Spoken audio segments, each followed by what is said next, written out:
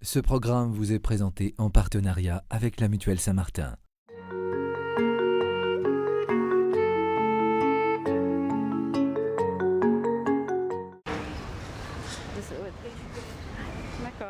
Bonjour, je vous accueille donc ici. Nous sommes dans le 5e arrondissement de Paris, dans le quartier Mouffetard. On pense qu'il y avait une petite église ici dès le 9e siècle, une petite chapelle qui était déjà dédiée à Saint-Médard. En fait, il faut avoir quelques connaissances sur l'époque de construction de l'église, le contexte, le quartier dans lequel elle est construite.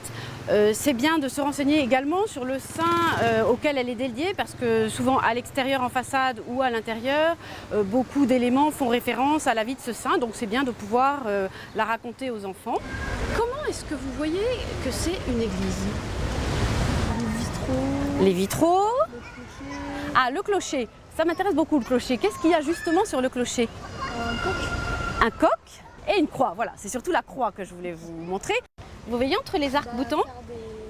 Et bien voilà, ça permet de faire des grandes fenêtres et de faire entrer du coup la lumière à l'intérieur de l'église. C'est important de s'adapter en fait à son public et surtout à chaque âge parce que les enfants sont sensibles à des choses différentes en fonction des tranches d'âge. Les plus petits, ils sont sensibles aux couleurs, ils vont s'intéresser aux vitraux, ils sont intéressés par les choses qui ont un grand format, une grande peinture, une grande sculpture. Les plus grands, c'est un âge où ils s'intéressent en fait aux techniques de construction. On peut leur parler plus d'architecture et puis ils ont une connaissance historique aussi plus importante, donc on peut rattacher des événements à l'histoire. Et les carrément plus grands, la tranche d'âge, je dirais 11-14 ans, eux, ils sont sensibles à la symbolique des choses. 12 colonnes, pourquoi 12 colonnes 3 portes d'entrée, pourquoi 3 portes ou une clé dans les mains de Saint-Pierre, pourquoi une clé. Donc c'est important de leur dévoiler le sens caché des choses. Voilà, on va entrer dans l'église. Vous voyez, quand on rentre dans l'église, on passe de l'espace profane, profanum, ça veut dire devant le temple, à l'espace sacré. On peut tremper sa main et faire sur soi le signe de croix, qui est le signe des chrétiens, qui rappelle justement aux chrétiens son baptême.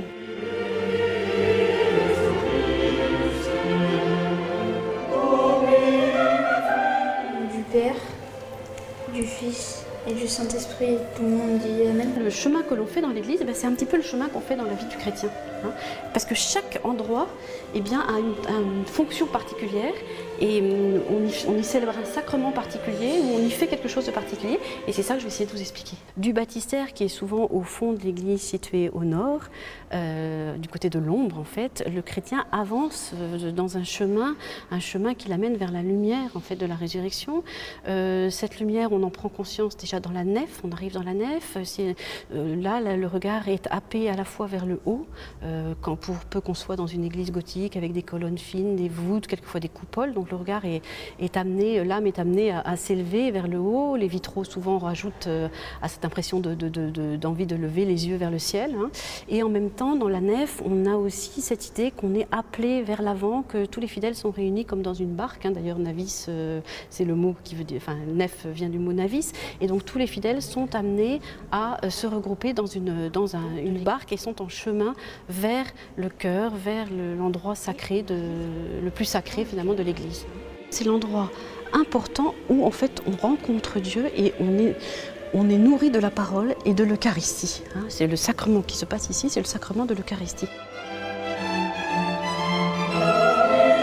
Dans l'axe de l'Est, en fait, et bien souvent il y a la chapelle dédiée à Marie.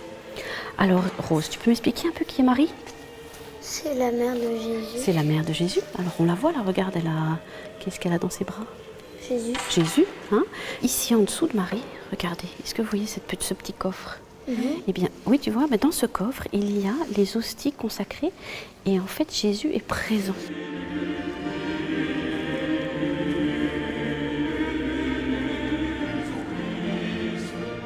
Et le déambulatoire, c'est donc la partie qui longe le cœur et qui descend jusqu'à la sortie. Et on redescend sur ce chemin accompagné par tous les saints qui nous ont précédés et dont on peut découvrir la vie dans toutes les petites chapelles latérales.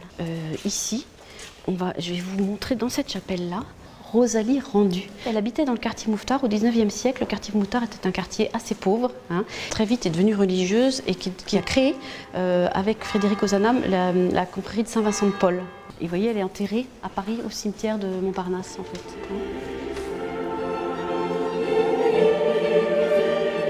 Voilà, je trouve que c'est important pour les enfants de prendre conscience que dans une église, il y a des choses belles. Et c'est ce beau, et en fait, il a été voulu par les hommes pour la gloire de Dieu. Par rapport à une visite d'un beau château où on voit aussi, ou d'un musée où on peut voir des belles œuvres d'art, ce que je trouve important dans une église, c'est de montrer aux enfants que ce beau, il n'est pas, je dirais, gratuit, c'est pas tout à fait le bon terme, mais qu'en fait ce beau, il a quelque chose à nous dire de Dieu. Une belle façade, une belle porte, un beau portail nous rappelle que Jésus a dit « je suis la porte ». Une chaire sculptée belle ou un ambon dans un matériau très beau nous rappelle que Dieu est le Verbe. J'ai pas tellement parlé de l'orgue, mais en fait la musique fait partie aussi de la liturgie. Hein.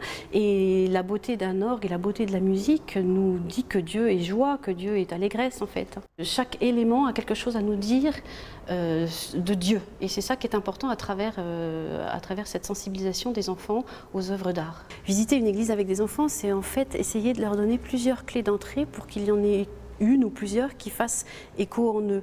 Ça va être les sensibiliser à quelque chose de beau, ça va être les intéresser par l'histoire d'un saint, ça va être les intéresser par un épisode de la Bible, ça peut être aussi parce qu'ils vont rencontrer dans l'église, voir quelqu'un qui est en prière et ça va les interpeller.